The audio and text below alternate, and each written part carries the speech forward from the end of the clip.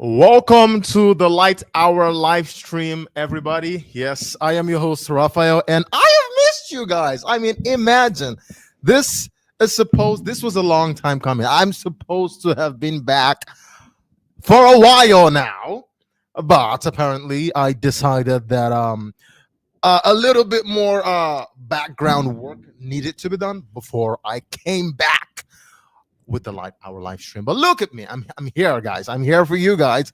And today I've got with me a special guest, Animal Litecoin. So in case you don't know Animal Litecoin, he's going to be coming up to the screen in a little bit so he can introduce himself. And so I'm just going to be adding him to the stage. So he's going to come give us an introduction. So welcome to the stage, Animal. Hey, how's it going, man? Thanks for having me. Oh man, appreciate you. Thank you for showing up, bro. I want to ask first of all, like, what's the proper pronunciation of your name? Is it Animal or is it Animal? Because I get confused a little bit. Yeah, no, it's Animal. It's Animal. You got it. Oh, okay. So I just want you to introduce yourself because I see MK. MK said, "Who is that white man?" And so I just want you to introduce yourself a little bit for those that might not know you, which is strange. Yeah, well, who doesn't know Animal? I mean, I like crypto, Litecoin specifically. I got into crypto a while back, and was at some point a Bitcoin maxi. I don't want to say maxi, but I was a small blocker for sure. And then got really into Litecoin and Dogecoin and the whole Scrypt ecosystem. And yeah, I mean, over COVID, I got more active on X. I used to hang around Reddit a bit, but really during COVID, things took off on X or Twitter with regards to crypto. And yeah, there was some guy who was doing a weekly spaces. This guy Underground, who we do a weekly spaces, or he does it, and I hang out there weekly. But yeah, and so that's what brings me here, man. Just hanging out with crypto people on X, and spreading the good word of Litecoin to people who will listen. That's a good one, man. But also, you used to run the Litecoin Underground spaces with Litecoin Underground. Is that correct? Yeah, well, I mean, we both have access to the account, really. But I want to say that Underground himself, he's the MC. And I don't know if you're familiar with Howard Stern. Sorry, I don't know if you can hear my cat. But are you familiar with Howard Stern? What? No? Are you familiar with Howard Stern? Howard Stern?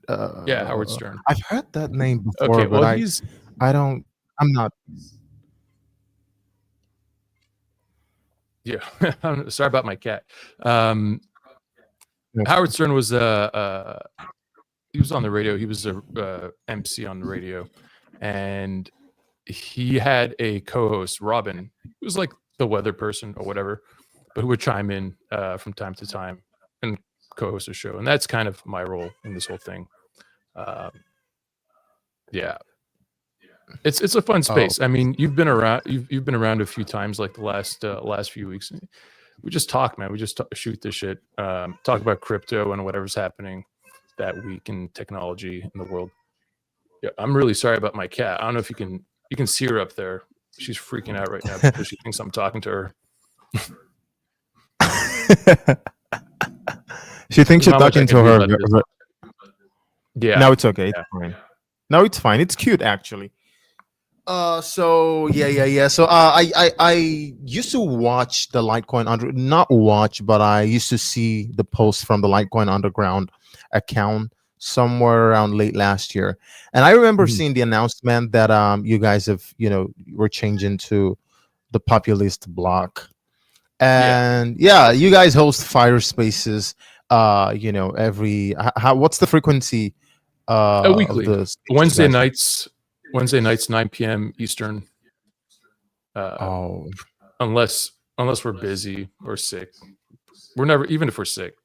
Yeah, typically it happens every week. One of us will be there. Yeah, and sometimes we have some nice crowds. Last night, for example, there was like 20 something people, which is pretty cool. I guess they're not huge crowds, they're not like massive, but we get up there sometimes.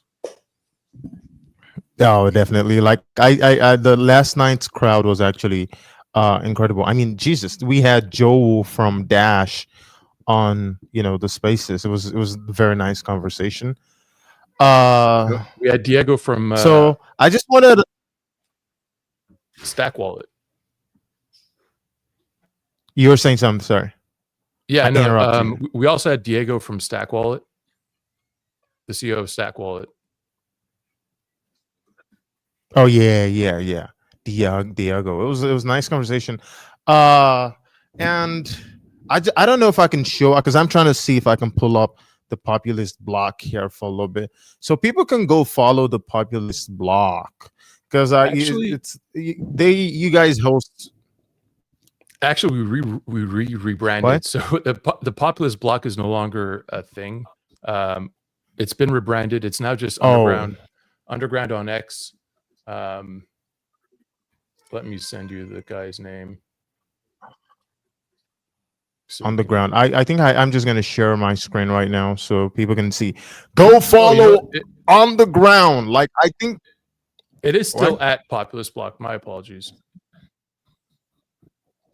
Yeah, but here it is on the screen. I'm just gonna add it to the stage here. So, Litecoiners, if you guys remember Litecoin Underground, it's still the same guys. They rebranded to Underground, because they're trying to talk about like broader topics, right? So they talk about Litecoin, but then they talk about like broader topics. I don't know. You could just go ahead and like let people know what you guys talk about on the populist blog.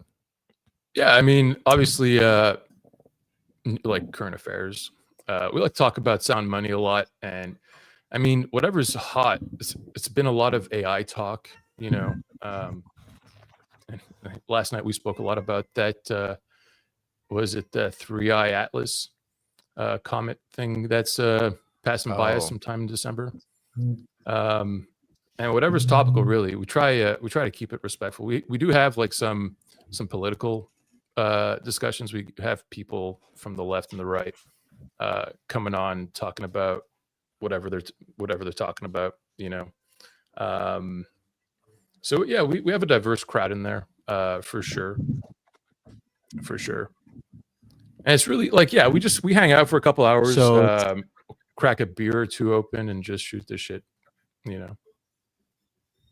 Oh, nice. So you heard it from Animal, guys. This is our Litecoin Underground, and right now they're just underground. Go follow them. You can tune into their spaces. Honestly, really solid conversation, cuts across like so many angles, right? It's not only about crypto. So if you want to escape the crypto bubble every once in a while, which I feel like, I mean, it's pretty mandatory that you escape the crypto bubble every once in a while, you can join their spaces every Wednesday, 9 p.m. 9 p.m. what? Eastern time. 9 p.m. what time? Oh my god, am I glitching? I feel like there's a delay. I don't know if it's on your end or my end. Oh boy, if there's a delay, it has to be from my end. What is this? I have changed service providers. Why am I still getting this? Anyways, but am I better now? Yeah, I mean, so long as you can hear me, I can hear you fine.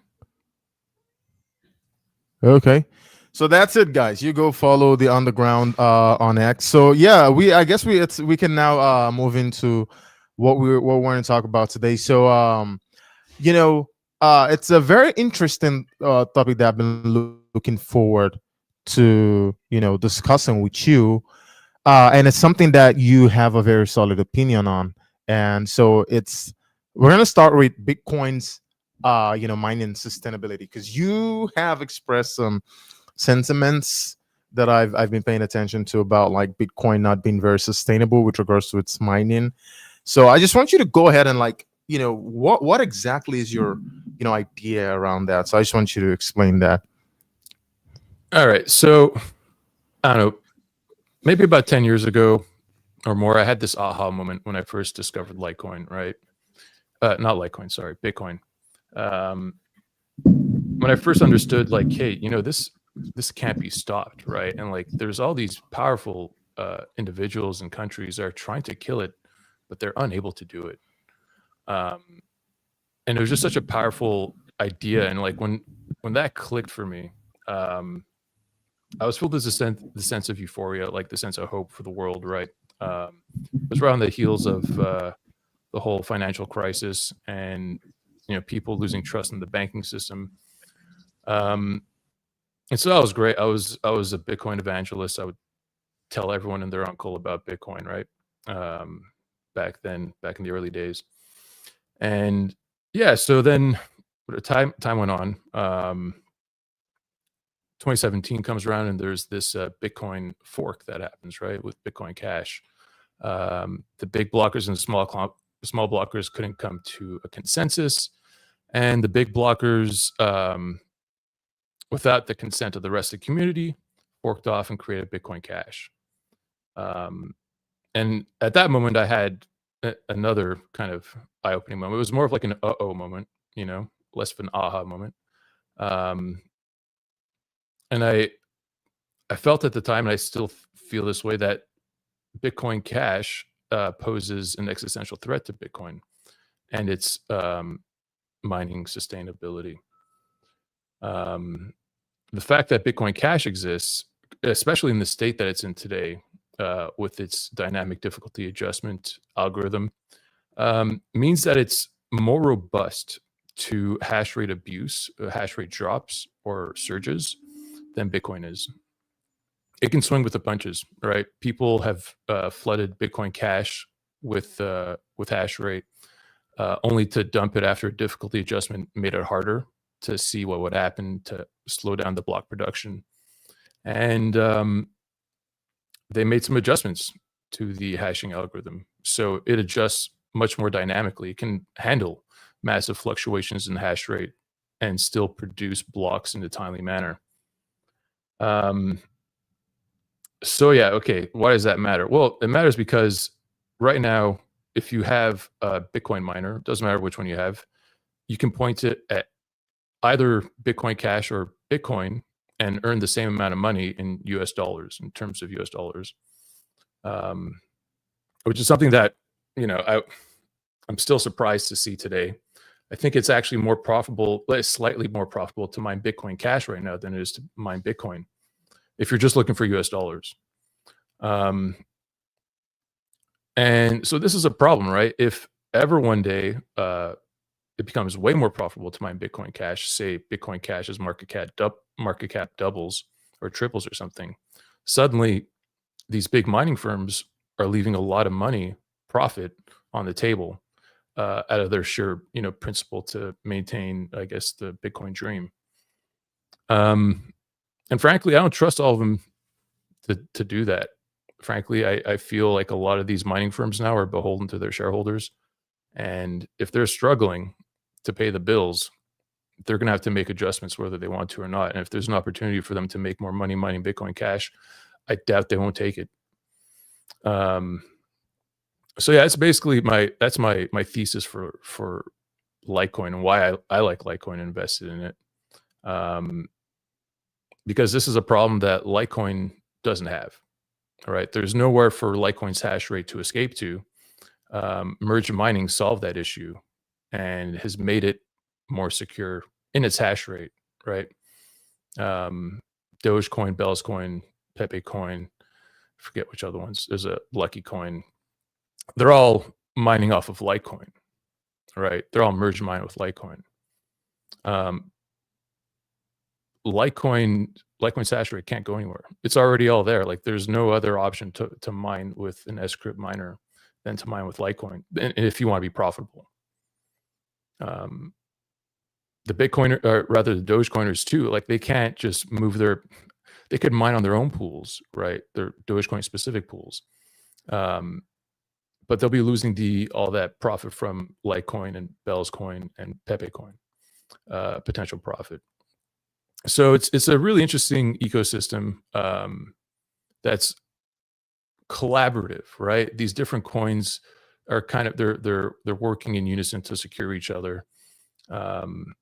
Even if Litecoin's price goes down, even if it goes down to like $20 or $5, its hash rate will keep pumping, so long as the other coins make it worthwhile, which is what we've seen, right? Like Litecoin's not performing as well as we wanted to, but Scrypt miners are still in profit, so Litecoin's network is still being secured, which is huge. There's the incentive for people to mine Litecoin is still there to secure the network, despite the fact that its price isn't up there with Bitcoin. Wow. That's my investment thesis in a nutshell, I would say. Yeah. So I pretty much agree with you that the merge mining ecosystem that Litecoin has built is a very robust security system that Litecoin's been able to build for itself. But not a lot of people are paying attention to it for reasons that I really cannot explain. And I believe that it's something that is preparing Litecoin for something that Bitcoin believes will never happen to it. And that is what you've just explained in terms of Bitcoin's hash rate actually possibly escaping into Bitcoin Cash. I don't think a lot of people pay attention to a possibility that the block size wars might not be over. I feel like people look at charts because, like, I mean, basically people pretend to care about the technology behind crypto, but nobody really, attributes any form of success to any of these coins beyond what's happening on the charts. And so people look at the charts, block size wars over. But what you just mentioned, and is it dynamic difficulty adjustment algorithm? Yeah, exactly. Yeah, that Bitcoin Cash has. That is definitely positioned in a much better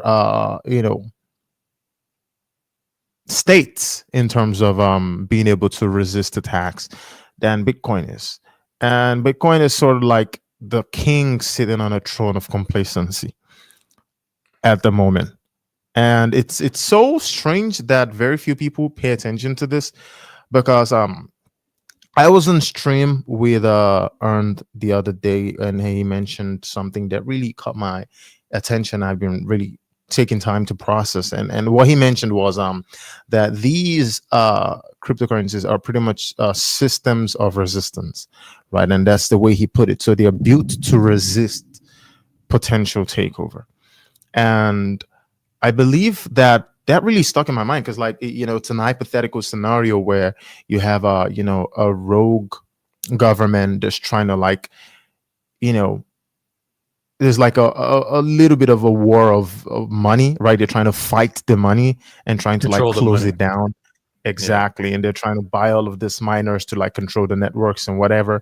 So the ability for the network to sort of like resist that by these individuals that are participating in the network, fighting back through this process of just contributing hash rate and trying to and the fact that Bitcoin Cash is significantly more resistant to this hash rate attack as compared to Bitcoin, that's something that in my opinion keeps the block size wars on, but people just don't know. It's just happening in stealth mode, because I don't fade Bitcoin Cash at all. I think people will be very surprised at how much will change about this conversation should Bitcoin Cash price start going up, right? Mm-hmm. I mean, that's what I ask myself a lot, is like, what's the conversation gonna be like when this happens?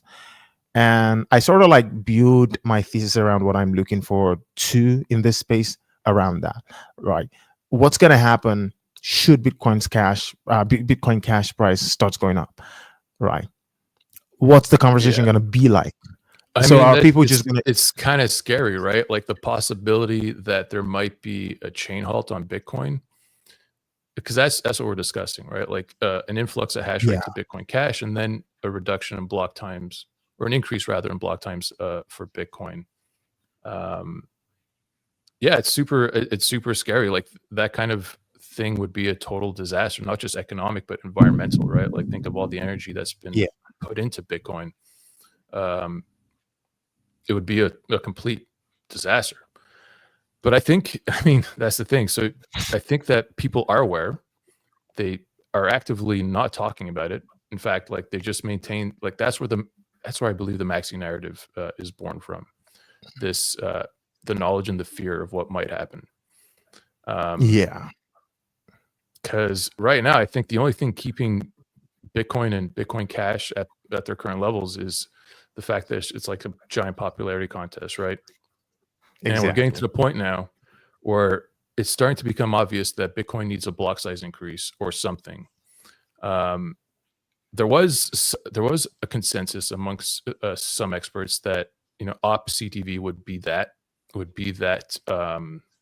saving grace, the thing that saves Bitcoin from just being obsolete and give it room to grow elegantly. But there's been a ton of influencers that just went online and poo-pooed the idea, and now look where we're at. We haven't moved on that front. Maybe it'll come back one day, but at the moment, it's not happening. Maybe we're just not ready. Maybe maybe the influencers need to be ready for this to happen, because that's what I see happening. It's just influencers pumping Bitcoin, and not really telling people the whole story, just the part of the story that they want people to hear. And that's kind of a dangerous thing. It's a lying by omission, right? Yeah.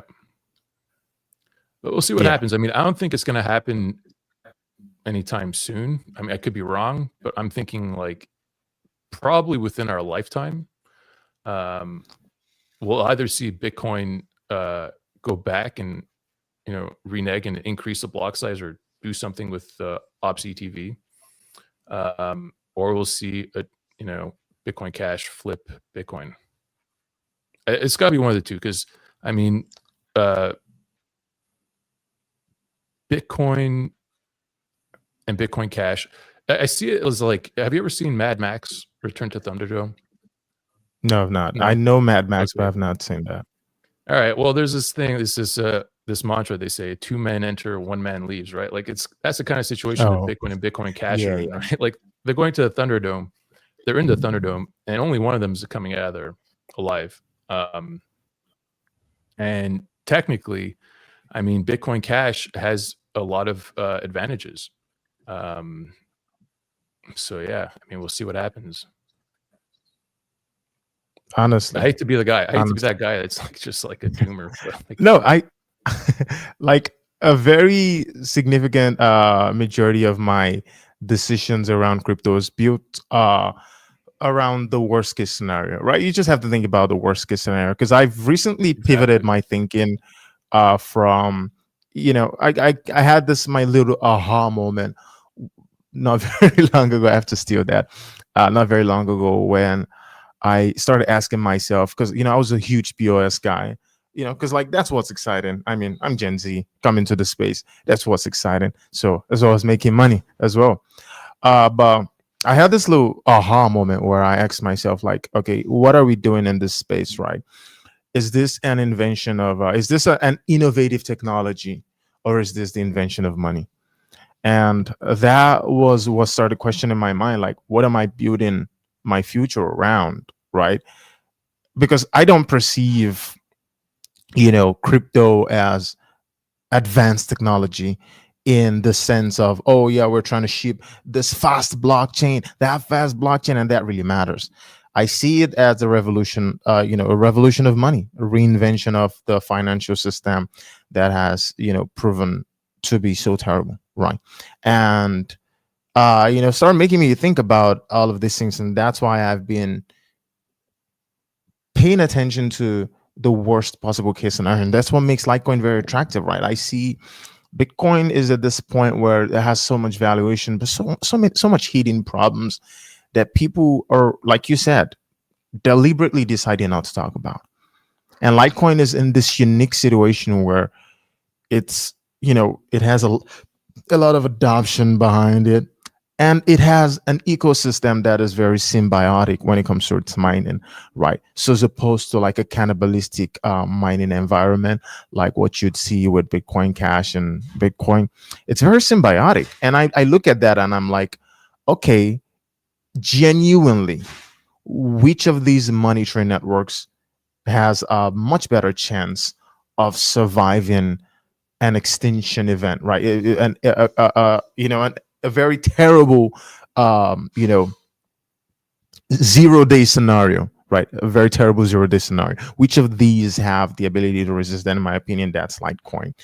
And I don't care what the market does, right? If Bitcoin doesn't change fundamentally to adjust for these things, they might sing all of the, they can tell all the stories they want, they can sing all the songs they want. Doesn't change these facts. And right now, you're just bringing it, here you explain it in a way that I really appreciate, because that just put more things into context, right? Because in a situation where Bitcoin Cash is flipping Bitcoin, I would like to think Litecoin actually moves to number one, while they both like go down to go dogfight. Because then it's like, it's still Bitcoin better, but it still has the problem of the ecosystem is just, what if something else comes short to 5-6 and it's making a lot of money, and that steals the all the hash rate from Bitcoin Cash, right? All of the problems around why Bitcoin failed would just be attached to Bitcoin Cash. Whereas Litecoin with the Scrypt had, symbiotic mining ecosystem, can just sort of, they just drag themselves up, while those ones just go down to go dogfight. I feel like people think that can happen, that has a very low chance of happening, but it actually has a significantly higher chance of happening than people It's realize. not impossible, right? Like, Yeah. it's not a non-zero chance. I don't know what the probability is actually, but it's not zero. Whereas with Litecoin, it is zero. And it's crazy when you think about it, because like, if either of these chains stop, Bitcoin Cash stops and stops producing blocks and dies, all the energy that it's used to mine the blocks up until this point, I mean, think about the economic value there, the environmental impact that would have. It's a really disastrous situation either way. And like, so of course, like, the maxis have to keep pumping their narrative, and there's no second best. 21 million, or everything divided by 21 million, right? That's a good one too. Yeah. I mean, I just don't see it, right? Like, so you have all these hype men hyping up Bitcoin, and meanwhile, like, it's funny because on the other side you have Charlie Lee, right? Who's like the most honest and transparent dude, who does things that, while maybe aren't like good for the the price in terms of hyping it, are good for the integrity and for the project, right? Like, what he does. Yeah. I love Charlie. I think what he's doing is, like, it takes balls, because he's doing stuff that isn't super popular to people who want to make a bag, right? Who want their bag to moon, but he's doing things that are good for the future of Litecoin. Like, so when he divested from it, right, and announced it publicly, that was unpopular for sure. Even MWeb, I would say even MWeb was a huge risk, right? Like, going to privacy territory, the regulatory uncertainty at the time, especially, right? Like, he didn't care. He's like, okay, so we need fungibility. We need this for the coin, for the project to be worth a damn. We need fungibility. And so so South Korea, like, famously, like, banned it, and that's kind of sad. Hopefully they'll come back around. But all in all, like, I'm happy with what they're doing. I'm glad that they're, that Charlie's maintained the integrity of the project, and people are still building on it in a much more organic way. And like, the only thing is, so there's all these coins now that are merge mined with Litecoin that are keeping the Scrypt ecosystem afloat. I don't know that Litecoin will ever have its moon, right? Like, I don't know if Litecoiners will ever see the moon. It's very possible. Well, because that's the thing, right? Like, I think we will, and it's pretty close. And this is what I think. I hope so. Right. Yeah, I hope so. I mean, if it doesn't happen, I don't care, right? But if it does happen, I feel like it's possible, and if it's to happen, we have things set up for it to happen. It's like, to what degree is my question, right? Because if we have a pump to, like, let's say 1,000 something, 2,000, that doesn't really change, and it's just 2% of a Bitcoin, right, or less. Mhm. It doesn't really change the conversation. So that's like a situation where we could see a nice little pump, but they're just gonna frame it. Oh yeah, it's just altcoin rotation. Is nothing, right? It doesn't Right. change the conversation. So it's a possibility Litecoin performs without really changing the narrative. But what I'm really really interested in is seeing Litecoin perform in a way that changes the narrative and changes the conversation. And I don't know if that happens now, because that would require an insane like price movement, right? Like tens of thousands of dollars. I mean, there's no way Bitcoin would be, let's say, $150,000 and Litecoin's $10,000, and people don't start asking the questions of, okay, why should Bitcoin be number one, right? But if we just go to like $2,000 and go back, we still have a long way to go to even enter into that conversation, because they can just frame, oh, it's just altcoin rotation. It's not a good store of value. So that's what I'm looking For forward sure. to the most. It's like the movement that changes the What conversation. And I I'm feel like we. Yeah, Okay, sorry. go ahead. What I'm worried about with Litecoin is that, I mean, Litecoin doesn't need to pump for the Scrypt ecosystem to thrive, right? And Yeah. that's what counts for Litecoin. And you know, Charlie said many times he wants it to be the cryptocurrency for the people, and I think it is right now. It's affordable. People can get in now. But what we saw like in 2021 was what I thought a lot of the pump that was meant for Litecoin, right, went to Doge. Yeah. And I mean, that was fine for the miners. The miners are happy with that, right? So long as they didn't sell their Doge. If you keep all the coins that you're mining, when you're merge mining with Litecoin, if you're merge mining all the coins that can be merge mined with Litecoin in a pool that offers that, which is most of them at this point, you're happy. And so long as the miners are happy, that's what counts, not the price of the coin. So I mean, I think the you know, you have to look at the Scrypt market cap in aggregate, right, of all these coins, to get a true value of the space. And I don't think, despite the fact that, you know, Litecoin's the chicken that's been laying all these eggs, right, these merge mine eggs, I don't think it means it's necessarily got to pump the highest. If it does, it'll be because of its practical utility, right? Because of things like MWeb and LitVM and all the other stuff that's being built on top of it. Like Litecoin has to work for it, is what I'm trying to say. It's not just because it's got the hash rate, but it's got to stand out, right? Yeah. Yeah. I agree with you. Totally. I think also, you know, the pump for Litecoin, right, is, besides the functionality, also the adoption. I feel like the most valuable thing Litecoin has is adoption. And it's, you know, the fact that Litecoin is in its worst moment of sentiment, like its worst perception of value, you know, at its worst perception of value, the valuation is still like $4 billion to $10 billion. That's the consolidation range in its worst perception of value. You know, in my opinion, that gives so much credence to the significance of its utility in terms of adoption. Its adoption is robust and it's undeniable. And why I feel like we're in a position where we can see the start of maybe a price appreciation that you know, maybe the type I'm hoping for, right, the type that really changed the conversation, is look at what's happened with Zcash. That's a warning sign, right? That's not random. People might think that's just random, you know, exit pump. No, that's a warning sign. That is the Bitcoin only narrative starting to crack, and people aren't paying attention. It's not just one that's going to break that narrative. There's going to be multiple, you know, because it's a Bitcoin alternative chain, right? Litecoin's a Bitcoin alternative chain. And what most people aren't paying attention to is that Zcash goes up. You know, I really hope it keeps going up. I want Zcash to actually start the conversation of why Bitcoin, right? Because if Zcash starts the conversation, Zcash doesn't win from that conversation happening. Litecoin does, right? Because Litecoin is the one that actually is in the places that matters the most, right? In the hands of the people that are actually using it.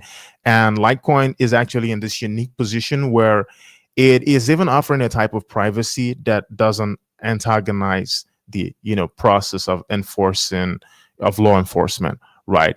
And so it has the much better potential to actually stay and function as money, without getting fraud, as opposed to Zcash. So Zcash, go start a conversation and let's see who wins from the conversation happening.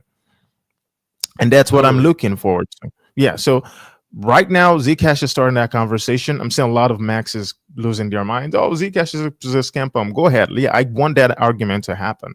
Let everybody lose their minds. And then when Litecoin starts going up, right, it's just opening up that conversation. When Litecoin starts going up, of course, it's just going to start with, oh, it's this narrative, oh, it's that narrative, and then people are going to try to short it and whatever. If we go, I'm really hoping that this time we don't just get a pump to like $2,000 or something. I really want it to be a very solid statement pump, because at the end of the day, right, the best form of advertisement money can get in this space is its price, it's this chart.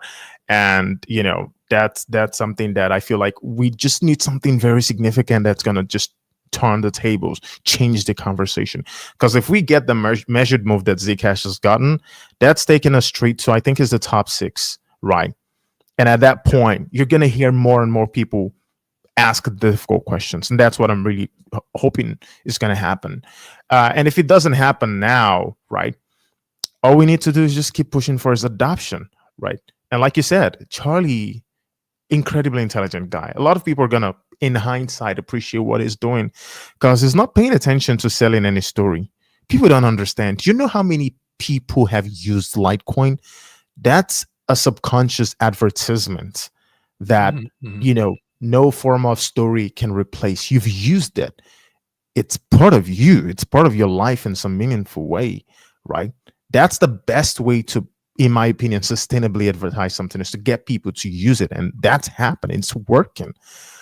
And right now, I feel like that's why do you think like Bitcoin, Litecoin has only worked in favor of Bitcoin when it comes to its, the advancement of its technology? Yet you have all of these ETF filers going, Litecoin users might harbor some ill will towards Bitcoin users. Why Litecoin? Why do you have to mention Litecoin if they don't understand that Litecoin is actually working in a way, it's moving in a way that is threatening?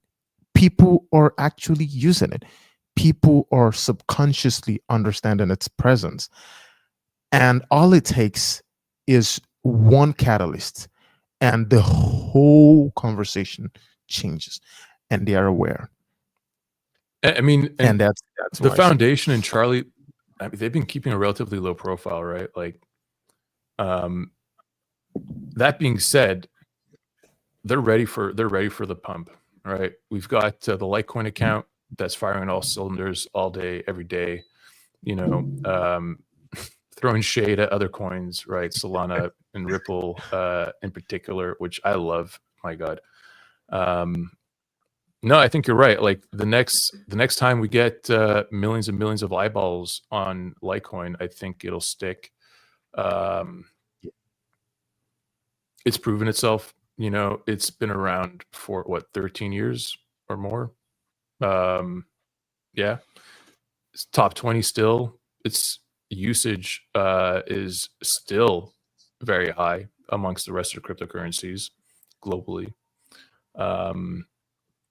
That's something. That's it's not something you can say for every coin that's existed since then. In fact, like most of them, I don't think, besides Bitcoin, I don't think there's anything older than Litecoin out there. So that's a thing. And I mean, to Dogecoin too. Like Dogecoin's, it's not evolving, and I don't think they're. I don't want to say this because I'm not too well versed on what they're actually doing, but it does lack a lot of the features that Litecoin has. But despite this, right, like it's just got this cute dog and a community that's ferocious and extremely supportive, that I think both can exist. Both can coexist with high market caps, and they'll just be supporting each other until the end of time. I don't know. These things, like my time frame for this stuff is long. I don't think Litecoin's going anywhere. I don't think Dogecoin's going anywhere. Yeah, sure, it hurts right now, but like by the time I'm 84, 84, like wink, wink, master, right? Like, I think we should have our moon by then, and that's what I care about, like the long term.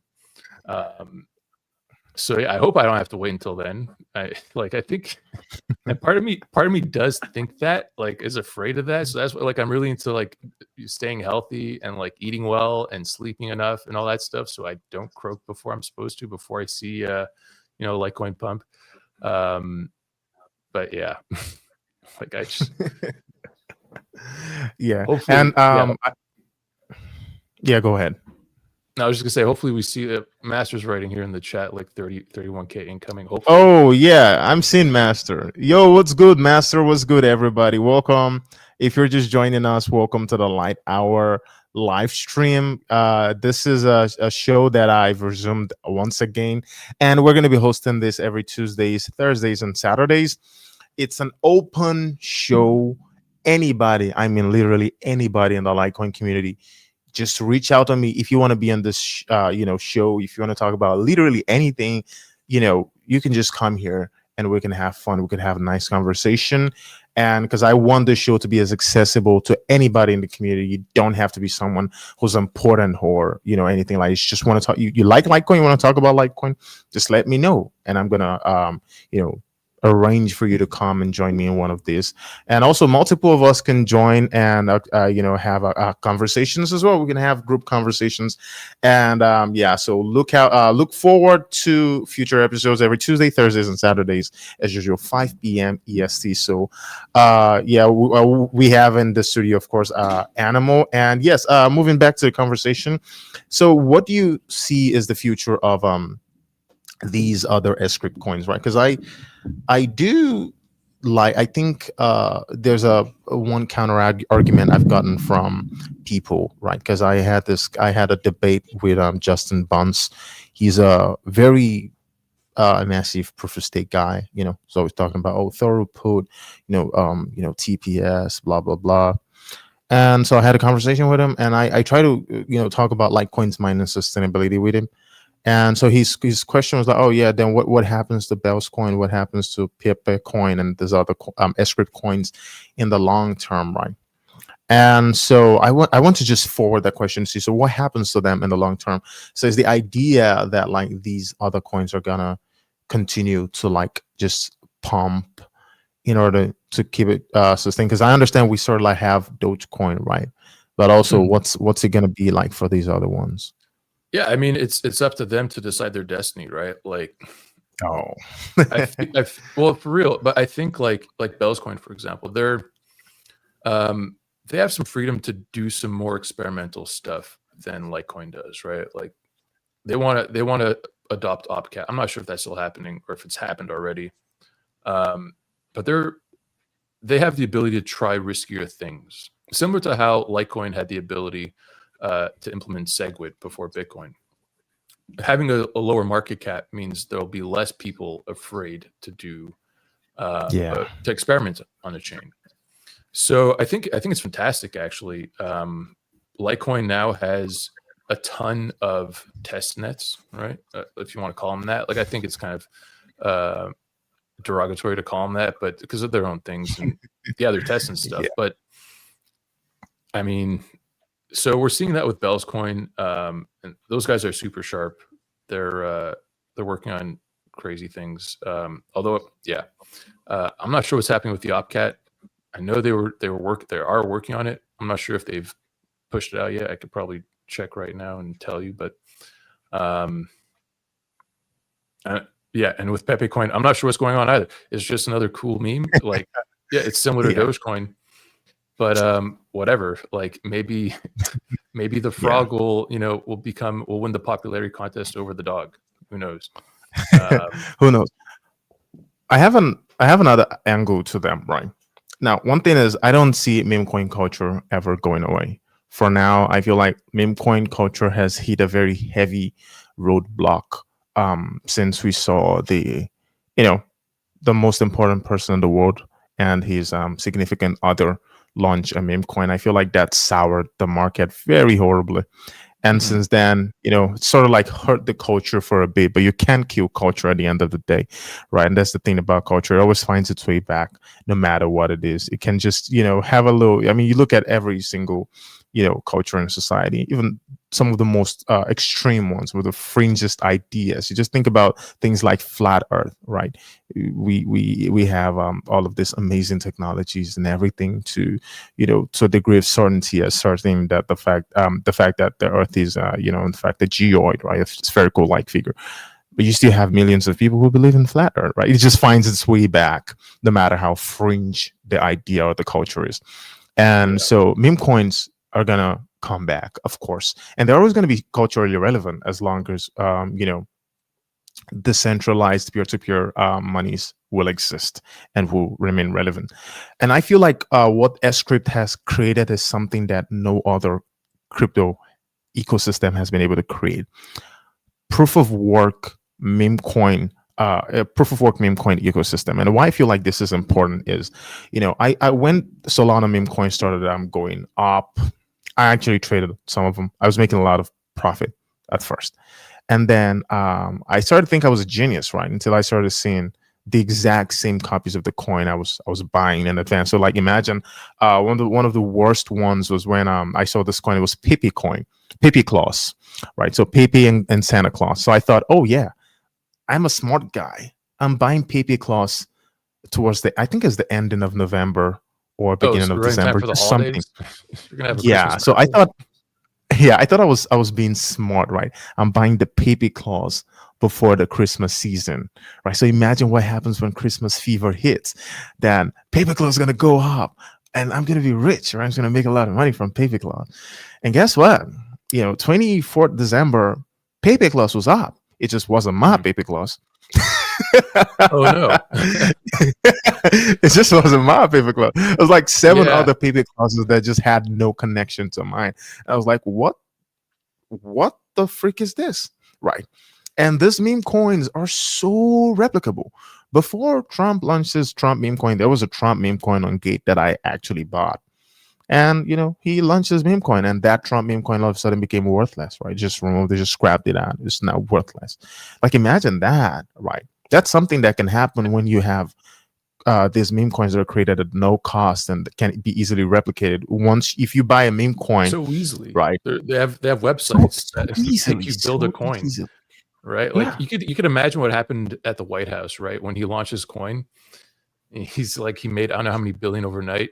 And then Melania comes along. She's like, "What about me? I want my bag." Like, come on, Donald, give me a meme coin, And he's like, "Okay, fine, honey. All right. Hey, get on that. Build Melania a coin." He's like, "All right, boss, you got it." And it goes in like whatever. It's just like Yeah. I think it Yeah. really showed people how absurd the Solana meme coin space was, and it turned a lot of people Yeah. off for sure. Yeah, For sure. Permanently. I mean, if Dogecoin was created on Solana, right? And it sort of went through because like Dogecoin had this very long period when it's practically dead, right? So imagine Dogecoin was created on Solana and it fell down and flat for all these years.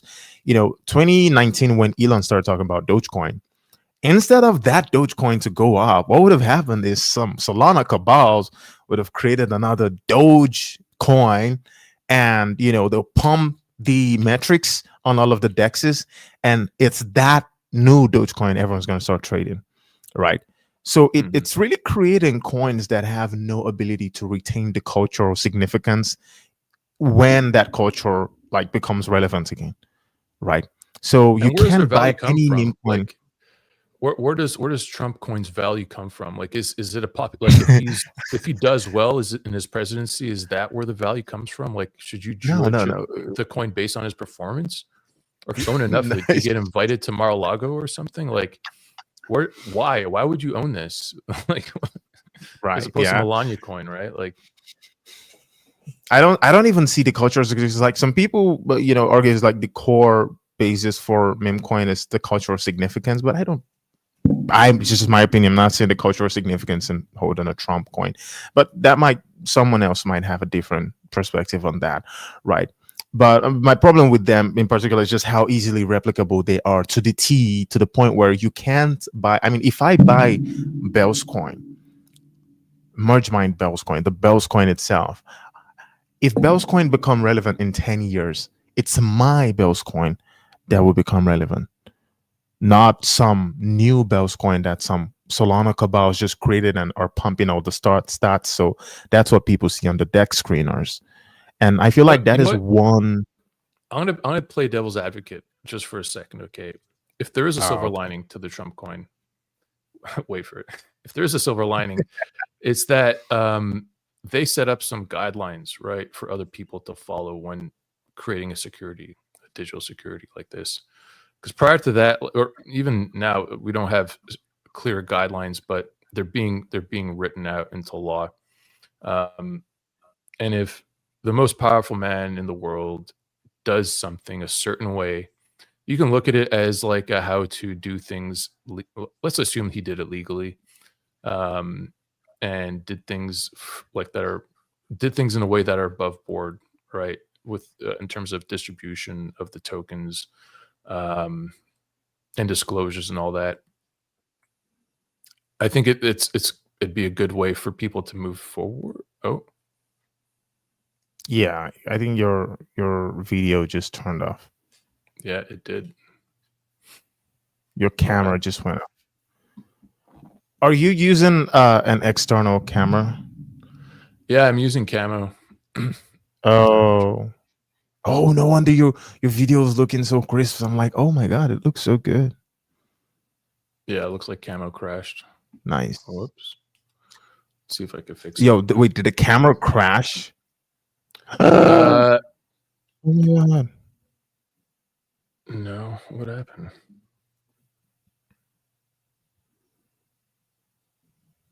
Okay, let me just how dare the camera crash?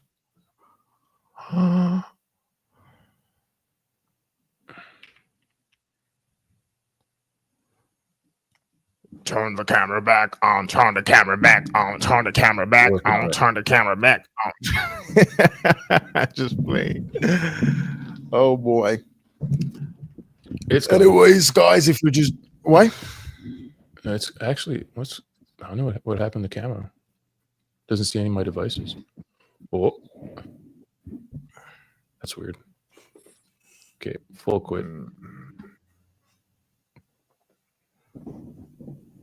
If you are just joining us, welcome to the Lite Hour episode 6. I'm here with Animal, and we're talking about Litecoin and the Scrypt mining sustainability, right? The Scrypt mining ecosystem sustainability. And this Lite Hour live stream we hosted every Tuesdays, Thursdays, and Saturdays. So if you're a Litecoiner and you want to watch a live stream and talk about Litecoin related topics, you can come to the Lite Hour show every Tuesdays, Thursdays, and Saturdays, 5 p.m. Eastern Standard Time, EST. And if you're a Litecoiner that wants to talk about anything Litecoin related, you don't need to be someone who is an authoritative figure in the space, right? You just have to be a Litecoiner. Anybody that likes Litecoin, join this live stream and talk about anything. Just let me know, and I will make the arrangement for your own episode. So know that. And thank you for joining us in this stream. So yeah, Animal's working. Oh yes, he's back.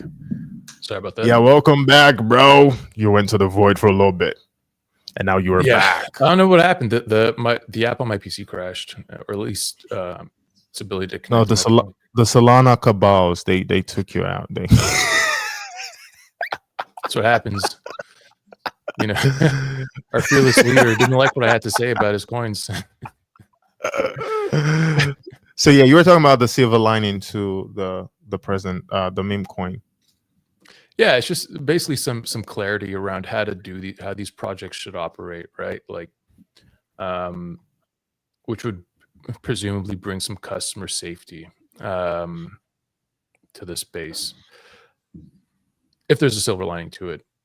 I frankly think it was a mistake, and took integrity away not only from himself and his party and his presidency, but from Solana, honestly, in the crypto space at large. I don't think anybody wanted that, right? Unless like you're diehard MAGA. Like I don't think anyone wanted a Trump coin. Yeah. Like at least he wasn't even president yet, right? Like, come on. Like what? Like and that's the thing. Like from what I've seen, like he just likes to dunk on people, and for sure, like if I had as many enemies as him, I'd like to dunk on them too. When I had a chance. But I don't know. He's playing with fire with crypto, and I'm not a huge fan of that. Yeah. Then again, if he came out and started talking and started praising Litecoin, I mean, I wouldn't have anything bad to say about that. I mean, if I saw a politician start to praising Litecoin, and this one thing, right? I don't think I've said this before. The only thing that would make me reduce the amount of effort I'm putting into like trying to spread Litecoin awareness is when the politicians step in. It's like when the politicians step in, I know that's going to be like the most lucrative period to be a Litecoin advocate, but that's when I'm going to want to step out, right, from the spotlight of this whole pushing for Litecoin advocacy. Because like anything that's associated with politicians, it just sours the purpose behind it, right? It's never going to taint Litecoin itself, but like, or maybe I'm not going to mix with that way of it. I don't know. I really don't know. I just didn't like it. I don't like popularity. It's a purely popularity contest, right? Like I'm Canadian. I live in Canada, and during the last election cycle, we had one party that was pro Bitcoin and telling people that they should buy Bitcoin. Another party that's anti Bitcoin and super environmental. And one party was like, if you would have bought Bitcoin when this guy said you should have, you'd be underwater, right? And that was true at the time. Okay, but it was true at an important time when the election was running, and I think it made a difference. These things, I mean, these talking points, they're recited over and over again, and look. If you look at it today, if you would have bought crypto when the guy said you should have at like 30,000, you'd be very happy. You'd probably vote for him. You know what I mean? So it's kind of like, I don't like it when it's weaponized to win votes. I think it should be weaponized to keep the people safe against corruption and abuse. In the financial sector, right? Censorship. Like broad censorship, people getting debanked, etc. Now there was one instance that I think Charlie mentioned actually in one of his interviews, where in Hong Kong, right, they had these protests like 5 or 6 years ago or so about the government and censorship and all that, freedom of speech, and they were very careful to hide their identities when they went to protest because they would face legal repercussions, right? And they would coordinate through Facebook and other, well, maybe not Facebook, but social media to protest at certain locations. And in order to get there, they had to use the metro, the subway system. And apparently, a lot of people got caught protesting because they swiped, their transit card at these different bus stations and metro stations. If they had the ability to use MWeb, they'd be able to protest without fear, at least of that consequence, right? They'd be able to do so freely. And I mean, these are things that that the banks and the government have the power to do now. They know more about us than we do. Like they know more about me than I know about myself. Honestly, being able to predict my behavior, and everyone else's behavior just based on their spending habits. They'll know that like I'll run out of milk in a couple of days and I'm going to go to the store and get some.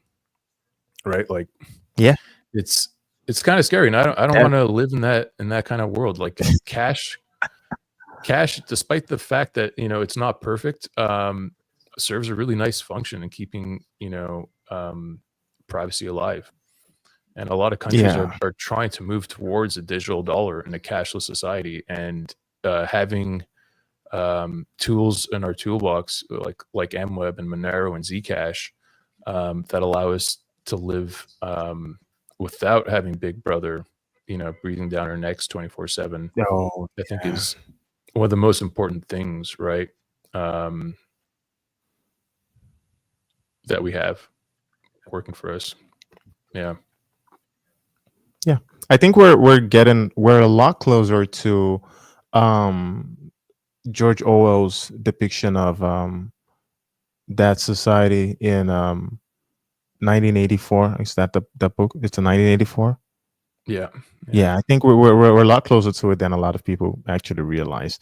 I tend not to talk about it a lot, just because, like, maybe because of my perception of governments in the West is a little more favorable, and that's because, like, I mean, government over here, right? Enforcement is by sometimes it's just punitive. It's by personal.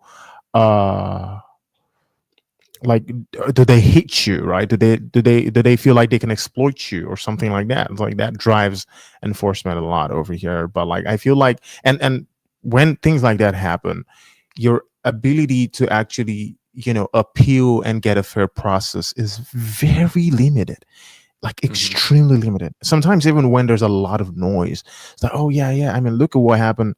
I know everybody knew what happened in 2020 with the end SARS in Nigeria, where police were just killing people. It was just horrible, and people protested, right? People protested.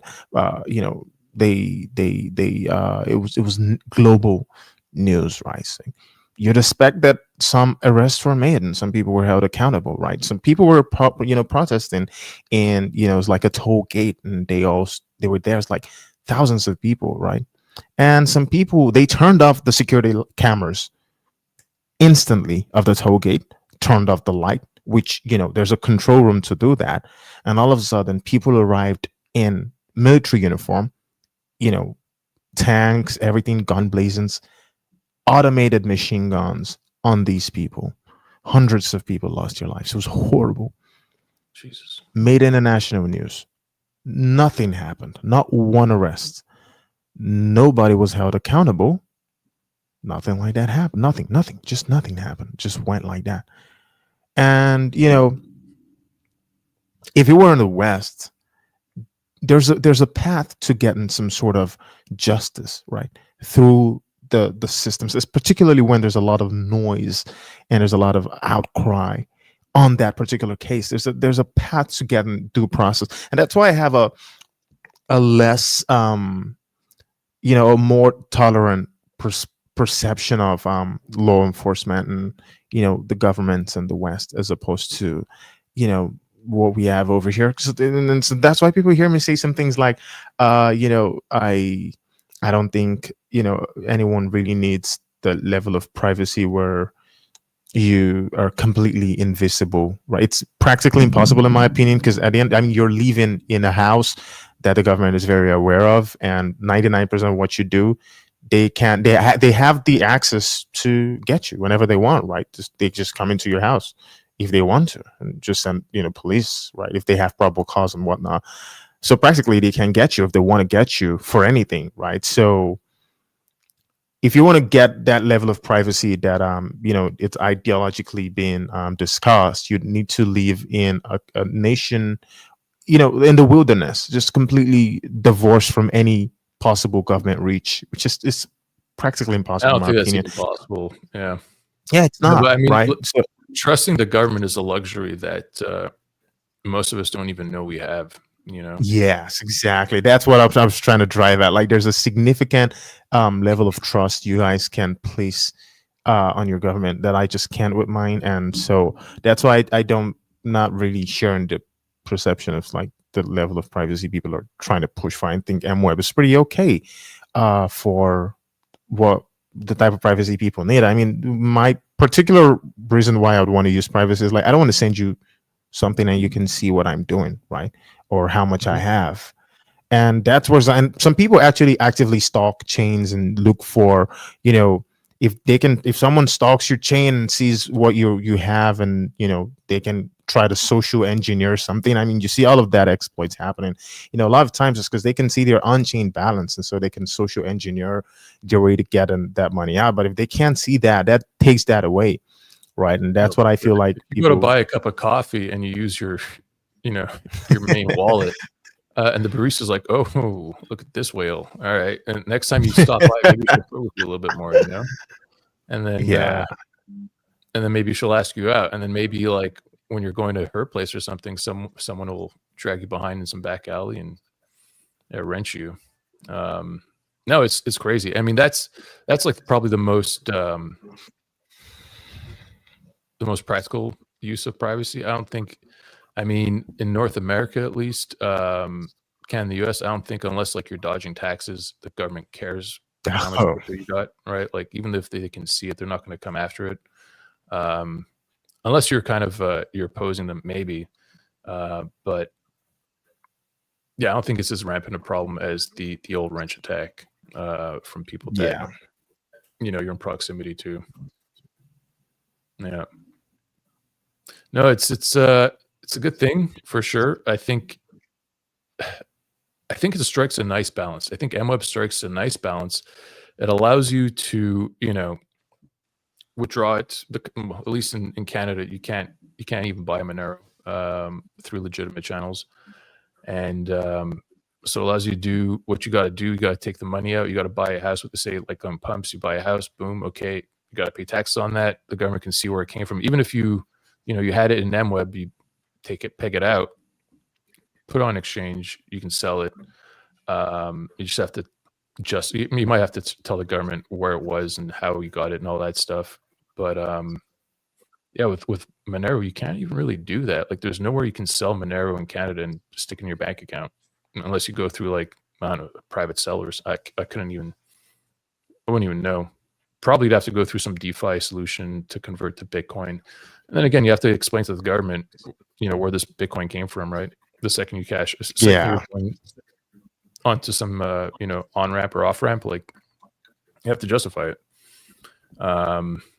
So that's a reality. That's a reality we have to live with, and frankly, MWeb strikes a nice balance between privacy and allowing you to live within society. That's the best way to put it, and allowing you to live within society. That's the best way to put it, and that's why I'm happy Zcash starts the conversation. I believe we're the biggest winner at the end of the day. It might take time, but it will eventually happen. So I just wanted us to pivot from that so we can talk about, because you mentioned something that was extremely interesting. You talked that is non-custodial MWeb integration. So we're going to talk about that. Yeah. So I just want you could just give a little overview of how people can get to do that non-custodial MWeb integration. Sure. Maybe I can share my screen here. You can. Of course, you can. What I'm talking about, or what we're going to talk about, is something called BTC Pay Server. Yeah. Let me just try. Okay.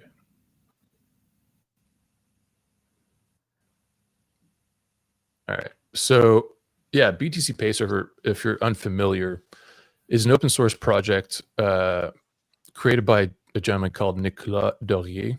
He's a French guy. He created BTC Pay Server out of spite for BitPay when BitPay sided with the big blockers in 2016 or 2017. Oh, wow. It's a famous tweet. You can look it up. Anyhow, so since then, he has developed an application that is quite robust and quite a comprehensive, maybe not robust. It is somehow fragile. It does take some doing to get working sometimes. But once you have it set up, it's generally pretty stable. But it's a comprehensive self-custodial Bitcoin and Litecoin or other crypto coin point of sale / merchant solution. So with it, you can. I wish I had it up and running, but I don't at the moment to show you. But with it, you can accept crypto in a non-custodial way. That's to say, when you set up your BTC Pay server, or have someone set up a BTC Pay server store for you on their own server, that's the other thing. If you're like a sysadmin type of person, you can set this up. You can host other businesses' BTC Pay server stores in a pretty private way. So, yeah, it allows you to do it in a non-custodial way. So you have full control of your wallet, which is great, right? It allows a bunch of freedom. They're focused mainly on Bitcoin, but they've enabled people to create plugins for their own coins. Litecoin has been grandfathered in to their software stack, just because it's so similar to Bitcoin. It really doesn't cost them anything to keep it up there. But what's cool is this guy, you might be familiar with Hector Chu. He's a developer for MWeb and Litecoin. Oh yeah, I know. Right. He worked on getting MWeb into BTC Pay server by creating a plugin. So yeah, this was something, an article I wrote, basically a how-to. It goes through the steps of creating not a BTC Pay server, but updating your BTC Pay server to accept MWeb. So anyone out there who's using BTC Pay server right now, if your instance is up to date, I think you need at least version 2.0. You can find a you see update step 1. Do some changes. You add a BTC page in additional fragment of, and you just add this little bit right to your fragments. That's a little microcode that Hector wrote. You go on the web interface. You look for the MWeb plugin by going to the plugin sections, and actually you could just type in MWeb and it'll find it. You install it, and then you rebuild your BTC Pay server. This is again something an admin would do by running the script here, and yeah, you're basically good to go. At that point, your BTC Pay server will come back up. It'll start syncing the MWeb blocks, and all that's left for you to do is to install Electrum, which is a Litecoin client that supports MWeb. So this is something like, say, for example, you have a store that's being managed by somebody else. Even this other person wouldn't have access to your Litecoin, right? What you would do as a client, you would install MWeb on your own laptop at home. The Electrum MWeb client, you would create a wallet, and then you would retrieve your view keys from Electrum, right? You go to create new wallet, you wait for the wallet to sync, blah, blah. You go to wallet information, and in that window, you have your view keys. And so you basically just copy both of them, and you would send them to your BTC Pay server admin, and they would put that in your store's profile, right? They set that up. And that's the next step, right? You paste the view keys that you got from Electrum MWeb into the designated field of your Litecoin MWeb wallet, and then you're good to go.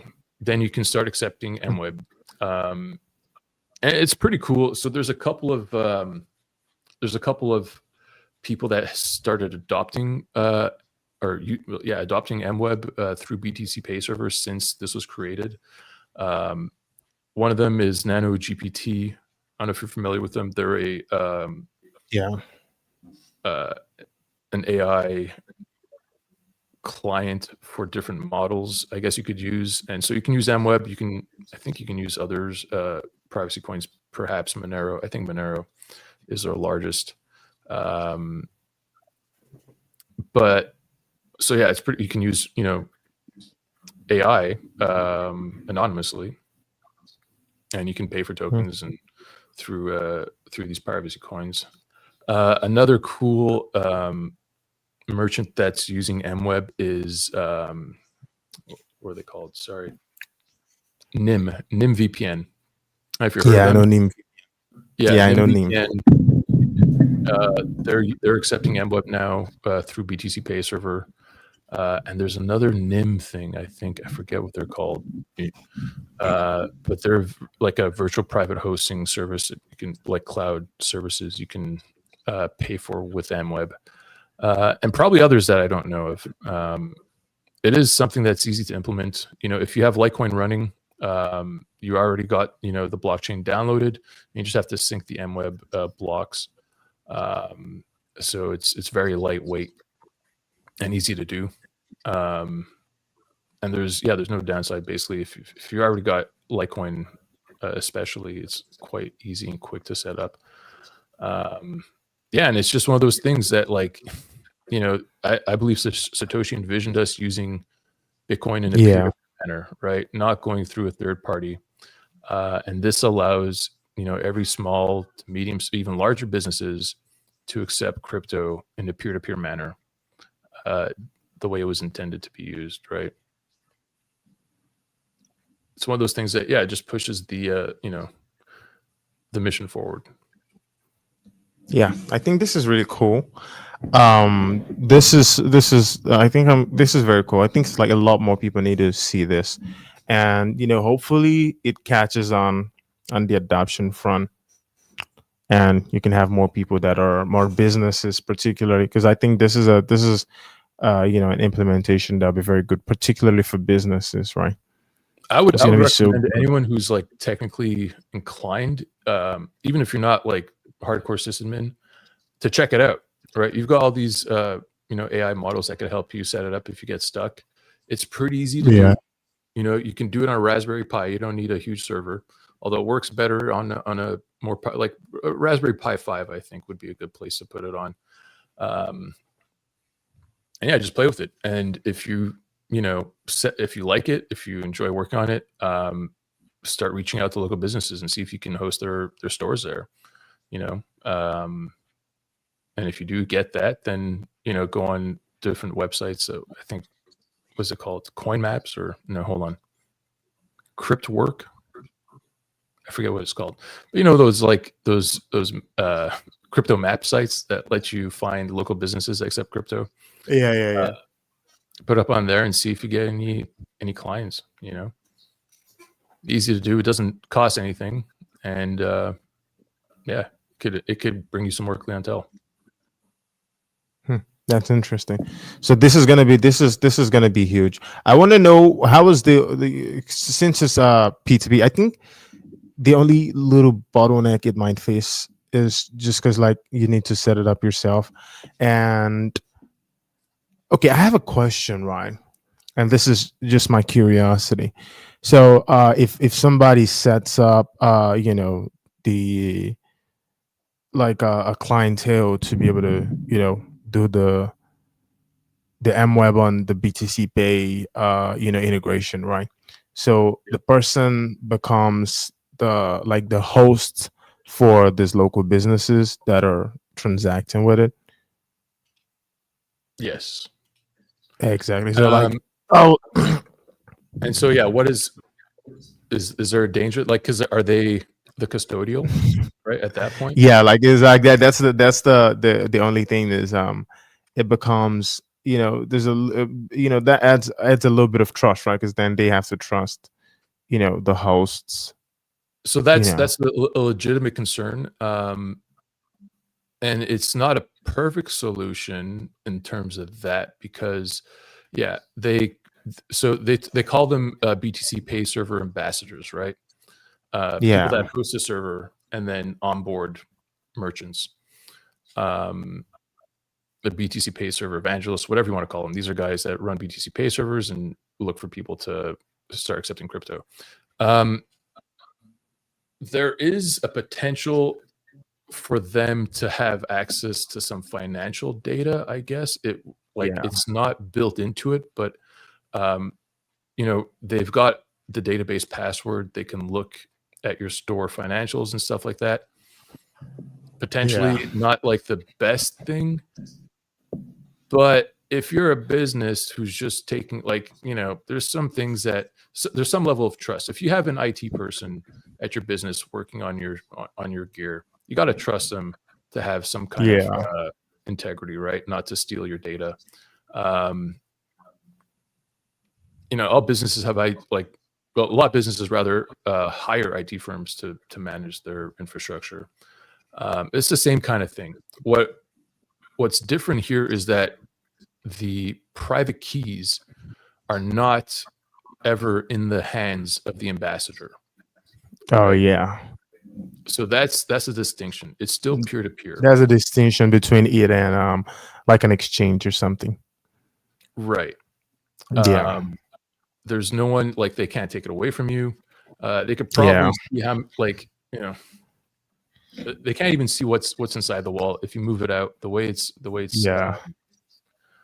set up, it's, especially with MWeb, I should say, it's pretty bomb proof in terms of keeping your Litecoin safe as a client. So I think it's pretty good. It's a comprehensive suite of merchant services. You've got like accounting plugins, so you can have it sync with your QuickBooks, right? So every time you get a transaction, you have your API key plugged into a BTC Pay server for QuickBooks, and it updates your QuickBooks, right? It's pretty well made. They've thought of a lot. They're using it, right? There's a lot of people that use it. We don't know how many people use it because it's open source. There's like no membership. Yeah. Just people download it. We can see how many people download it, but that's about it. But there are a bunch of places that use it, and with a lot of success. I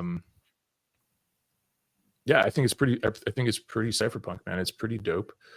I think so as well. I think it's also a very good way to sort of ship a mob adoption on the merchant side, because since you're having very few of these practically no exchange except in MWeb Litecoin, right? One of the ways you can get the Litecoins to the exchange, to the merchants, this is a very solid way.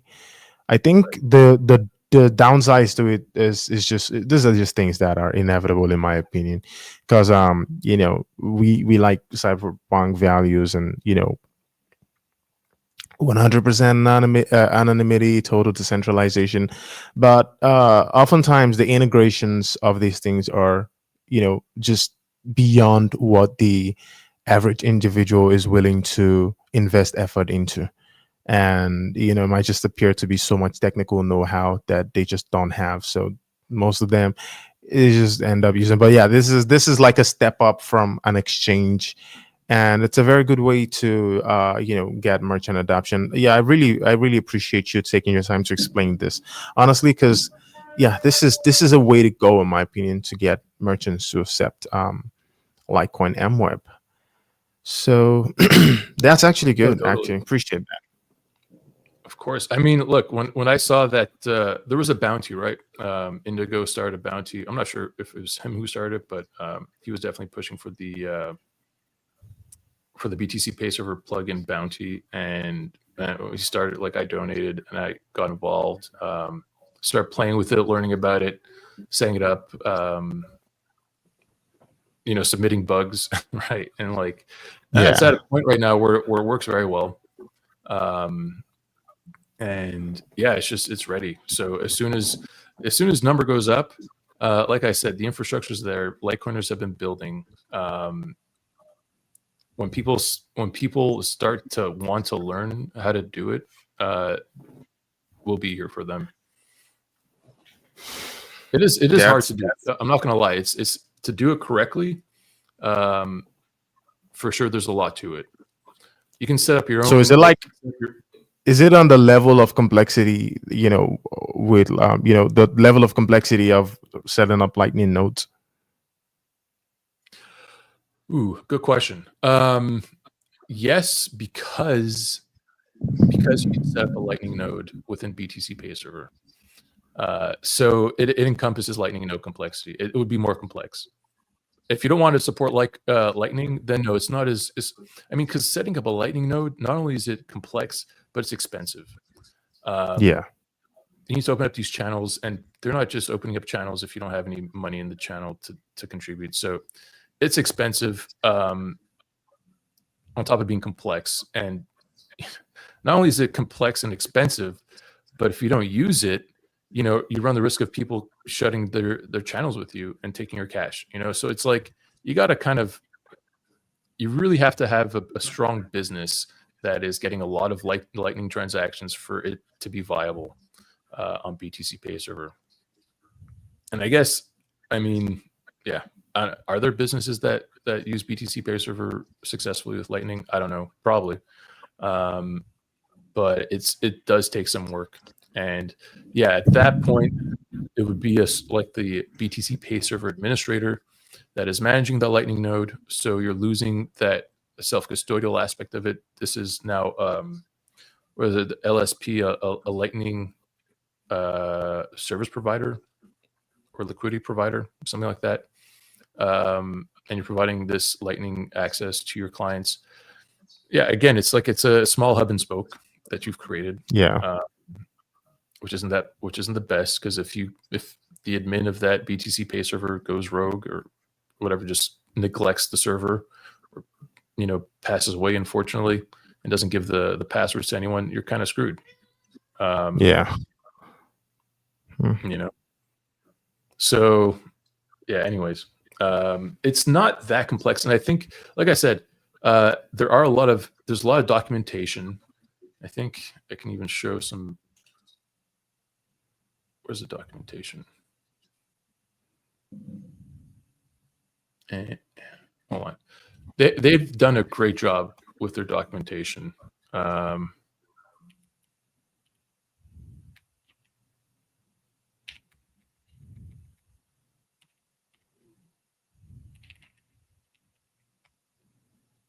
Sorry about this. Just pulling it up. No, it's okay. Yeah, one of the strongest things about BTC Pay Server is the level of documentation that they have. It makes it much more approachable. So just go to deployment docs. Okay, this looks really scary. All right, so we'll ignore that. We'll go to the Raspberry Pi deployment section over here, and it goes through the steps from the very beginning, how to download the Raspberry Pi OS, how to set it up, the image and all that stuff, and then how to connect to it, right? And then it gives you the important commands that you run in the terminal of your Raspberry Pi server to download the BTC Pay Server and install it. So yeah, it's a fun little project if you're technically inclined. And again, like with these AI models, you've got an expert coder in your back pocket. You can ask for help at any time. It makes it quite approachable. Yeah. No, they did a great job. It's a great product, and I wish them the most success. I'm not sure how they're making money. I think they live off donations. In fact, yeah, they must. It's probably support. Oh, they've got sponsors. Guys. They've got a bunch of sponsors. So. Oh, yeah. They've got a lot of sponsors. They are loaded. Oh my God, that's Tether. It's a big pocket there. Yeah, but yeah, it's a pretty cool stack right there. It's a lot. I see. It's very well put together. Literally everything you need to run one is all put together right there. That's pretty impressive. So is there anything I want to end the stream in let's say in 5 minutes. Is there any other thing you want us to talk about? Do you want us to talk about this a little more? I mean, in terms of look, I guess they're also present in support. They have this chat.btc pay server instance. Is it going to go to it? It opened up a new tab. But if you do get stuck, like I had some issues with with syncing some stuff. I forget what, but essentially the devs were there. Oh no, yeah, there was some issues with the plugin because they made some kind of you got to log in here, but they made some changes to their code, which made it so that the original implementation of the MWeb plugin wasn't working. And I was testing it out, and it wasn't working anymore. And so I hit them up, and they're like, "Yeah, it looks like we did some changes. We have to do it another way." Yeah, basically, they were responsive. Then they got in touch with Hector, and they collaborated together to get it working. So yeah, they're great guys, and yeah, I have nothing but good things to say about this server. Yeah, Excuse me. and you've got BTC Pay. That's BTC Pay, guys. You guys will, yeah, it's BTC Pay, guys. Oh my god, oopsies. How do I do that? Play around. So that's BTC Pay, guys. Sorry, guys. Okay. No, it's okay.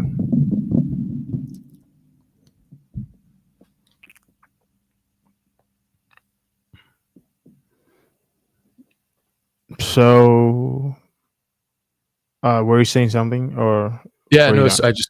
I just got neighbors coming in. They're leaving though. They'll be back soon. Yeah. No, that was it. I mean, my spiel with the BTC Pay server is pretty much done. No, it's great. And I mean, this is one of those initiatives that was born from the Litecoin Foundation's Yeah. bounty program. Like, what was it? The whole I'm having a blank, but the Light Space, that Block Explorer, also great. There's a whole bunch of other stuff that they're working on. I haven't been looking at it too recently, but I think they have some more stuff up there. It's worth looking into. You know, if you're into Litecoin, into having the space evolve, for sure. The foundation is capable of a great many things, but they have a limited budget. You know, they don't have a bunch of VCs backing them like Tether, and you know, that's something I appreciate about them a lot. Actually, is the fact that they still get all of these things done while having a very shoestring budget. I feel like that's very cool. You know, I always have this perception of, I don't think the Litecoin Foundation or Charlie actually owes the community anything, and it's a very strange thing when I say it, but I feel like personally, the only time a founder or a foundation is obligated to deliver anything, and the keyword is obligated, right, is when they get allocated some tokens that you know, they didn't actually work for, they didn't actually buy, right? Once there's an allocation from the, you know, initial supply, then there's an obligation attached. And it's the fact that they didn't get any allocations. I mean, literally, they either mined or bought any Litecoins they hold. They're, you know, community members just like everybody else, right? And you know, they're important community members, extremely important community members, and what they're doing is great for the community.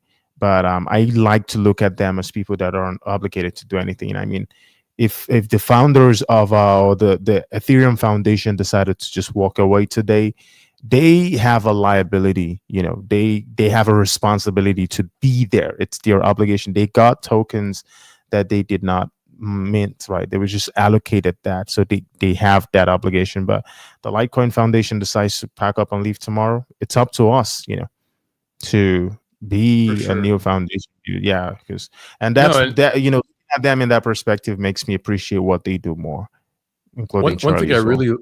really admire is their patience in explaining the basics, right? Like, I watch every Charlie Lee interview, you know, like, and I see that, like, how patient he is explaining, you know, things from the very beginning, from step one, like over and over again. And he doesn't shill. He just explains the, you know, the program, the problems it solves, why it does it better than others, and that's it. He doesn't say, oh, it's better than Bitcoin. I mean, it's so similar to Bitcoin. He doesn't even go into. He doesn't talk crap, right? Whereas Yeah. a lot of other other founders do, almost exclusively, Yeah, right? they do.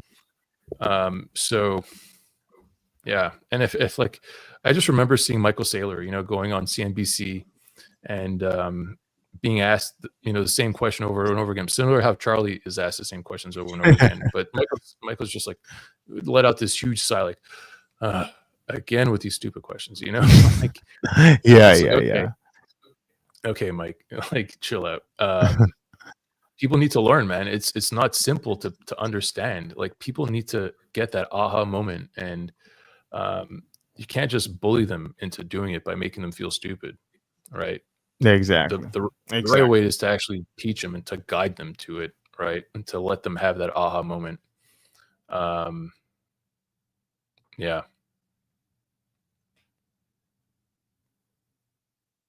Are you okay over there? Is my internet broken? Can anyone hear me? Uh-oh. Oh, that was weird. I had a little bit of a timeout, but yeah. You're back. Yes, I'm back. Okay. Cool. So I guess yeah, you're absolutely right. Charlie is very humble. He has a lot of patience for people and explaining all of these things. So oh my god, brother.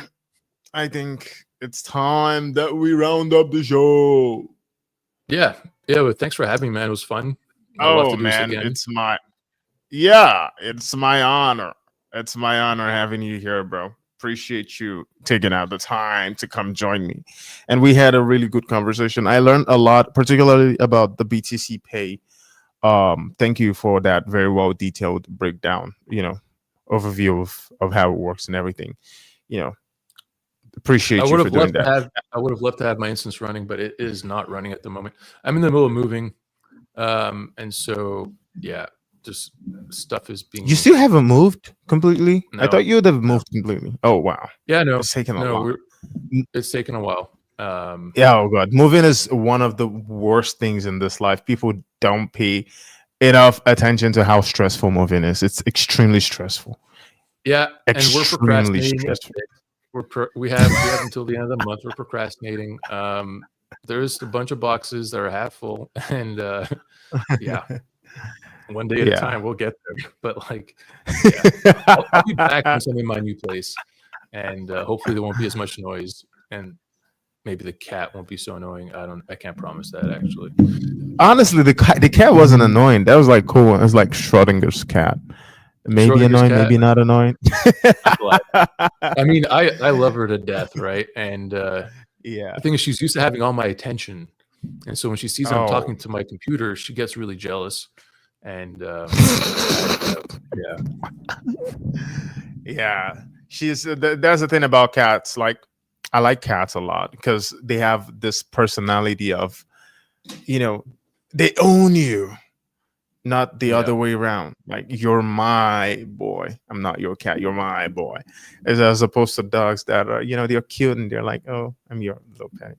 It's like cats have that personality that I love it. I'm a huge cat fan. My brother has, cats, but I don't have cats myself. I have a dog. But, yeah, dogs are great too.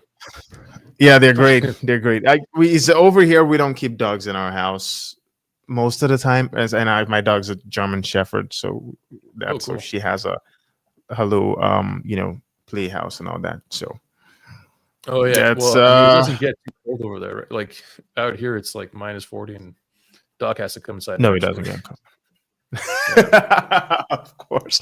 Holy smokes, you're in Canada, bro. Yeah, winter's coming too, man.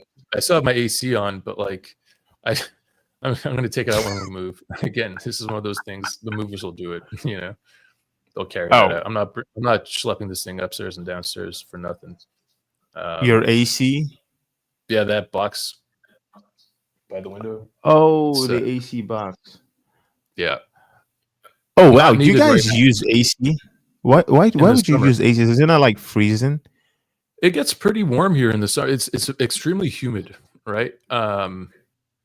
Between the months of like June and beginning of September, it gets quite hot, hard to sleep, very muggy, and yeah, you need an AC. You don't need one. You can leave your windows up. Like I've gotten by without AC for years, but it's nice to have it, especially when you're working from home. Yeah, it's not fun to work when you're sweating bricks at your desk. I don't like that. Yeah, it just so happens it's the only window that the AC fits in, so I get it. But it's big enough for our apartment. Most of the time. I always thought like when you're in Canada, like it's almost always cold, so you never ever need one. It's like cold almost all through. I mean, of course, there are seasons, right? But I didn't know Yeah. like you guys have really hot like summers. So it's like summer's just like, oh yeah, it's just a regular day here. I mean, I'll No, probably summers- see summer as a regular day. Summers are great, like because people are so like cooped up in the winter. When it gets hot out, people go bananas. It's like they're living in a dream or something. They're out, like, it can still be relatively cold, but they'll be in tops and stuff. Whereas, most people in other countries they'll put a sweater on. But no, we're happy. We've got sun. There's no snow. It's relatively no slush on the floor. Yeah. Yeah. There's a definite sense of euphoria when spring comes around. That's Not interesting. for another 6 months. Nope. Now we got winter. Winter's coming, and gotta buckle down. So when you guys have winter until when? It's like February. When does this start? When does it end? Oh, March, April. March. Oh, so Yeah, that's we've like had snow November, in May. December. Yeah, not a lot, but yeah, we had a huge dump of snow in April one year. Yeah, Wow. Interesting. and we should have snow. We should have snow this weekend for our first snow. So yeah, looking forward to that. So do you mix these things that they do in cartoons where they lie down on the snow and then they do their hands, they flap their hands, and they make the little snow angels? Do you do snow angels? Do you make snow angels? Sometimes I still get down and make some snow angels for sure. You still do snow angels? It happens, Bro, Yeah. you're too old for that, bro. I don't know, man. Like it happens. I was I just don't playing know. with It's you. not like I go out with you. the mission of creating snow angels. It's just I'll be somewhere, and I'm oftentimes when I'm snowboarding, you'll have your snowsuit on, and then you're just like, hey, look what I can do. You just make a giant snow angel. Of course, I'm just messing with you. That might be. I'm if I saw snow, I'd definitely do a snow angel, and then I'll probably have a little bit of frostbite after. But I think it's worth it. It's one of those things where you get it. Just like, you see it a lot. You see it in movies, right? It's fun, dude. American movies and Western movies have a very huge influence on us. I see a lot of snow angels. I have to make a snow angel at some point, right? No, dude, if you're stuck up here in the winter and like you got to make the most, you got to look at the bright side of things because it's so cold, dude, that like you got to take advantage. You got to make sure that you don't let because not only is it cold, but it's dark. Like the sun sets early, rises late. Yeah, so like oftentimes in the dead of winter, starting from like I would say December, you'll get home from work or school. Okay, you get home. It's like 4:30 or something. It's already dark out. So you spend all day in class or at the office when the sun is out. You're inside, and when they finally let you out, it's dark out. So that's pretty rough. And the motivation to go outside when it's freezing outside isn't always there. So yeah, you gotta. It's an active effort to really enjoy it. You gotta either be some kind of masochist or I don't know what what you're into. Yeah. So like or be an extreme survivalist, right? Like the Bear Grylls type of person. I can push through it all. But you're still gonna get frostbite anyway. You can't avoid the frostbite. You can't cheat nature regardless of how much willpower you have. Well, yeah. I mean, you're definitely gonna go out. You're gonna get some gloves. That's the thing. Like when people first move to Canada, right, from countries that don't have winter, first thing they do is they get gloves and boots, and yeah, it's a ritual. It's a ritual. Every Oh, Canadian goes through it. You know, the gloves and boot ritual and jacket ritual. You need it. It's absolutely gloves and essential. boots. So do you still do gloves and boots? Yeah. Yeah. If I'm outside for like, if I'm just going to my car or something, no, you don't need gloves. You still have boots though. You know, Oh, pockets are pretty good for short stints outside. But yeah. Actually, no. so Even you when guys, you're driving, because your car is freezing cold too, so your hands are touching the steering wheel, and you want gloves. holy. So like that. Wait. So that means during winter you get like you turn on your home heaters, right? Yeah. Yeah. They're on right now. Mm. Oh, Yeah. is Of that course. wait the air conditioner is it not? Is it double? Is it, wait. No. I No, don't want to sound it too doesn't. It's fucking not a stupid heat here. pump. It's It's not a okay because like I'm yeah. like I can't imagine that technology is like where it's both hot and cold. Like how would that Underneath even work? underneath the air Oh, conditioner is the heater. That's mounted on a oh, little electric I meter. Yeah. see. I see it now. Yeah. Yo, that's nice. Honestly, it's an eventuality that I will someday. I don't know which it is. Maybe probably United States, but yeah, I'll probably eventually be there. You know, it's a long work for me, but yes. Yeah. But Hopefully sooner yeah, than man. later, man. Oh, Hopefully sooner than later. yeah, hopefully sooner than later, but and hopefully not. I don't know. I don't know about Canada. Why would someone come to Canada as opposed to United States? I heard you guys have good free healthcare. Is that Oh, true? to live. Yeah, there's a bunch. Like Canada's beautiful, man. Canada's great. Oh, It might be easier to get in as well. Um, I can't really speak to the economy. I think it's strong in the States right now, especially. oh, Um, but yeah, in a couple of years, it'll hopefully even out. Maybe 4 years, it'll even out. maybe 4 years, Yeah. maybe 4 years. Who knows? Oh, but yeah, I okay. I guess. Oh my God, do you know that? Okay, holy, we've had a conversation for like an hour and 48 minutes. I wasn't even keeping track after like an hour 15. I thought it was like an hour 30. Anyways, brother. So I just want to say as well, it's like we should probably do an episode like sometime. Me, you, and Grant, right? Like three of us. We can, For sure. we could do that. For And sure, because for I sure. just like anytime, literally anytime. And we can have as many episodes as much as possible. There's no limit to how long I want to do this. I just want this to be like a cool hangout for Litecoiners, where we can talk about mostly Litecoin topics, mostly because like it's the Lite Hour. You feel me? 100%, man. 100%.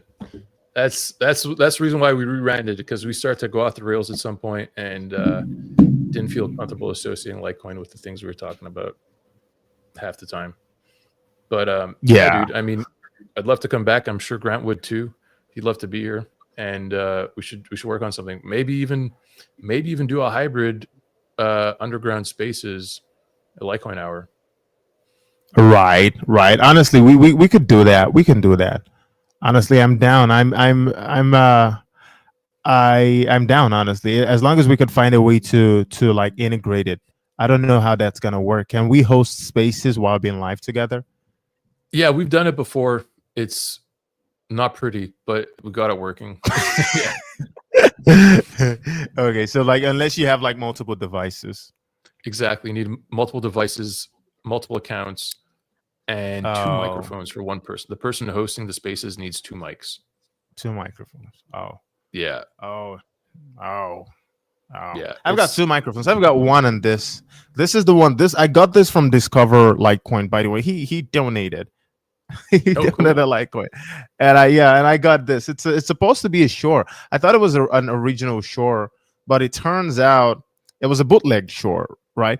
And it's like I was thinking to myself, because when I got it, right, I got to the store and I asked the store owner, how much it was.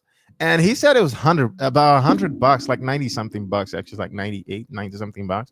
I'm like, Okay. oh, this is an SM7B. I'm like, oh, an SM7B for like $90.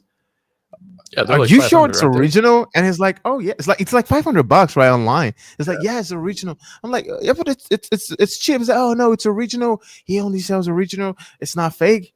Like sometimes you can't escape the allure of buying what's cheap, right? Because I mean, why should I run away from spending less money? And I just like, okay, finger crossed. Maybe the worst is I found a very ridiculous excuse to make me believe that maybe it's real, right? I just told myself, well, maybe it's maybe old Shure microphones that are refurbished and maybe they're selling. So it's like maybe something damaged and just took it and just built a new case around it and they're selling. Oh my god! And I plug it in. It was absolute crap. I felt so embarrassed. No, it works, right? But I switched to my older microphone because this is a little clearer than that. It thins my voice out, so I can use it, but I have to like pass the audio through posts, right? I have to do some post editing to get the audio to come out very good. But without post editing, yeah, it's a bummer. I tried. I was using it to stream before, but now I can't use it to stream before anymore. But I'm still gonna be using it. There's no such thing as wastes. I'm still gonna use it. I'm gonna use it. I'm gonna use it so much. I'm gonna use it. I'm gonna use it so much. It's gonna get tired of being used. I'm gonna use it a lot. It doesn't know that yet, but it's gonna know. Sometimes it's gonna know. I'm gonna use it. I'm gonna use it. It can't escape being used. I'm gonna use it sometime. Maybe tomorrow. Maybe now. Maybe later. I wish that microphone luck. Jesus. Okay, all right, man. Appreciate you, Jesus. This conversation has gone on much longer than I anticipated. Appreciate you, man.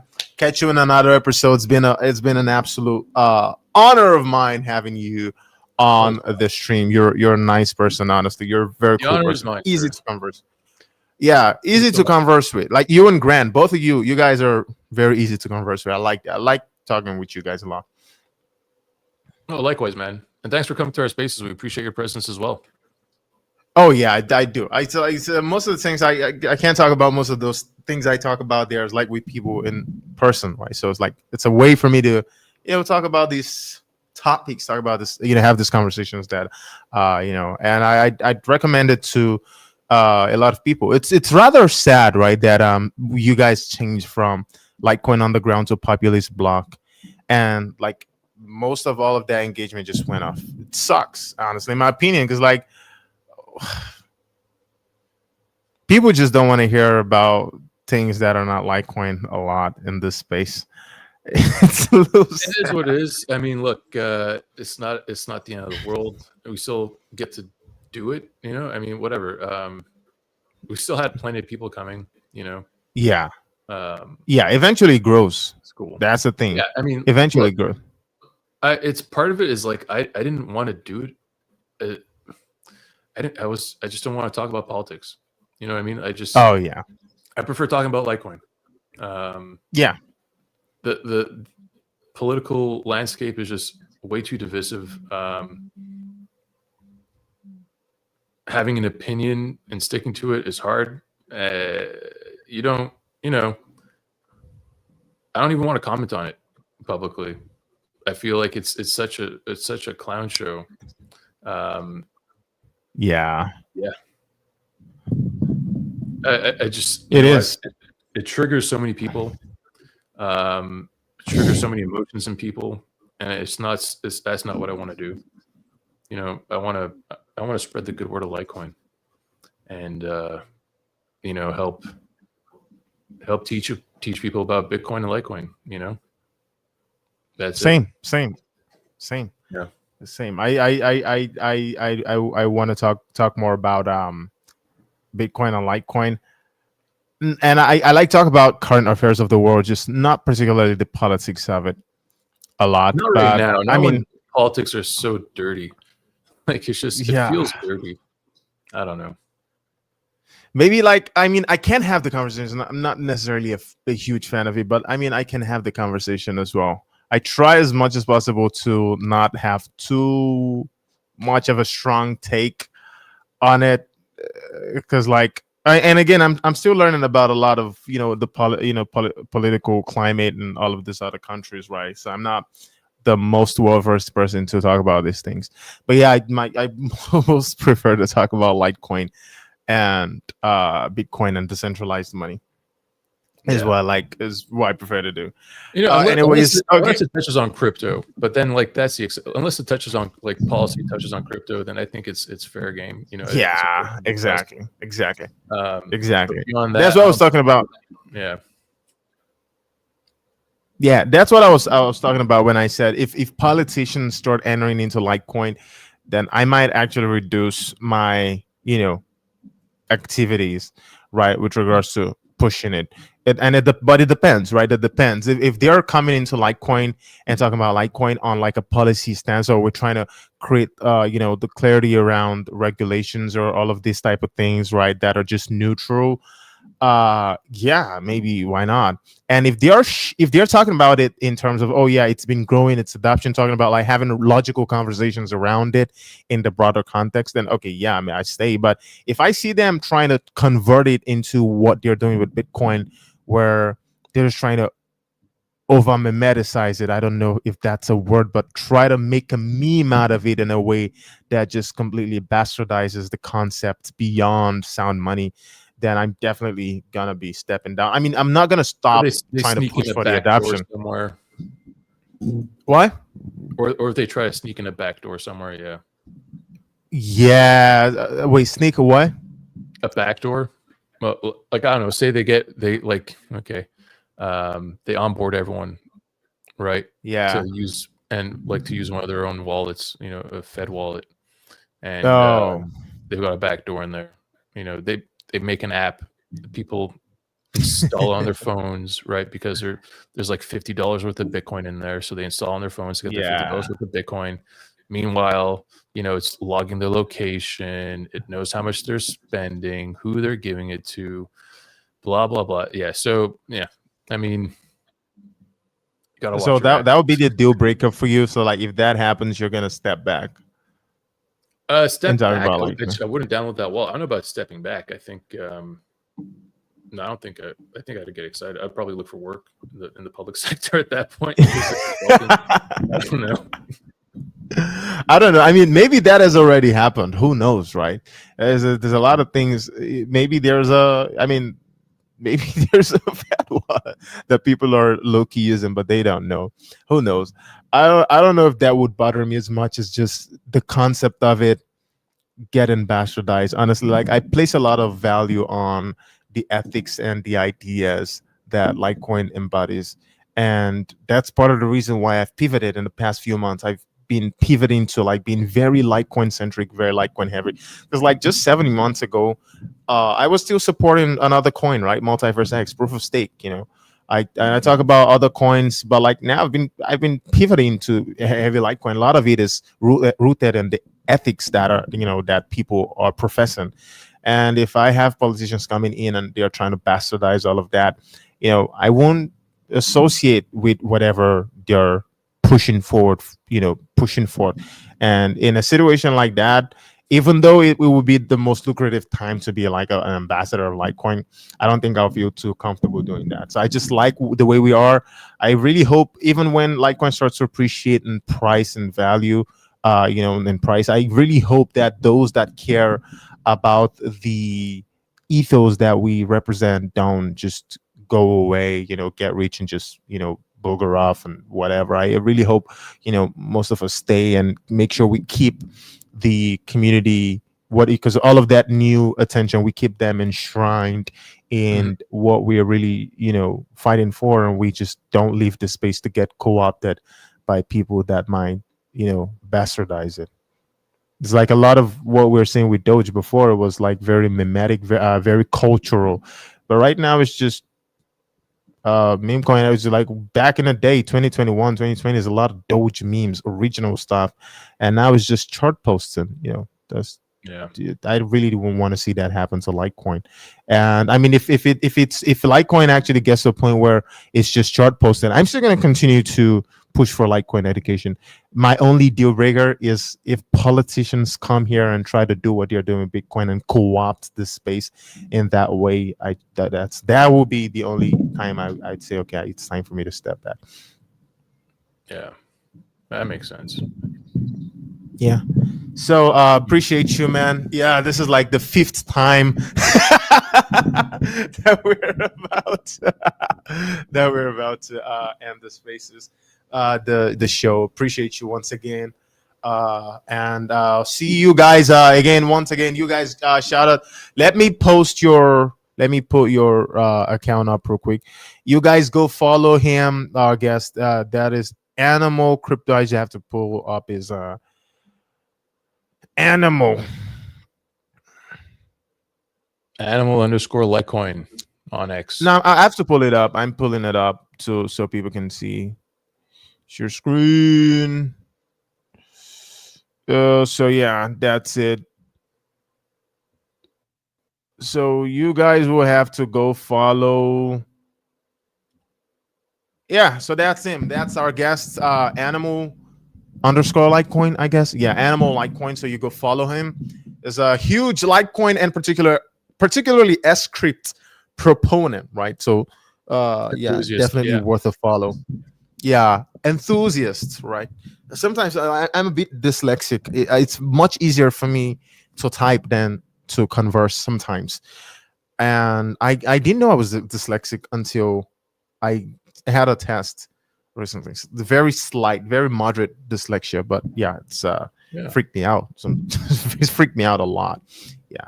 Sometimes I say something, I listen to what I said. I did not use the words that I would have used if I just typed it out. Yeah. Say it back asswords, right? Yeah. So yeah, I appreciate you for what? You want to say something? No. You're good, man. Thanks for having me. I appreciate. Gotta do this again sometime. Thanks for a shout out. All right, sure. Sometime soon, actually. Wednesday nights, 9 p.m. Eastern time. Oh yeah. We're gonna be like, we're a little cult. You should come check us out. All right, man. Peace out, everybody. Shout out. Thank you for joining. If you joined the stream, this Lite Hour shows every Tuesday, Thursdays, and Saturdays, 5 p.m. EST. And I will see you guys in the next episode. Bye bye. Bye. Oh God.